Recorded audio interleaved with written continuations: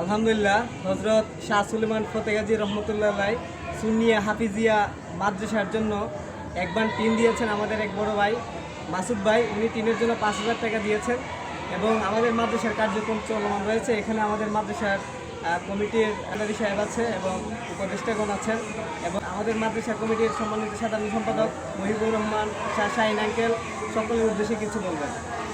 আসসালামু আলাইকুম রহমতুল্লাহ।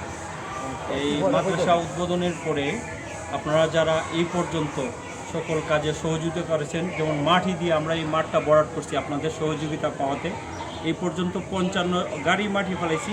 40 জন মানুষ এই পর্যন্ত তালিকাভুক্ত, তারা অর্থ দিয়ে সহায়তা করেছে। আর এই যে আমরা এই সামনে যে একটা ভবন আছে, এই ভবনটাও ঠিক করবো, তার জন্য একবার টিনের প্রয়োজন। এক ভাই টিনের জন্য 5,000 টাকা দিয়ে সহযোগিতা করছে। আরও কেউ যদি থাকেন তাই আপনাদের সাধ্যমতো হযরত শাহ সুলেমান ফতেগাজী হাফিজিয়া মাদ্রাসা সহযোগিতা করবেন।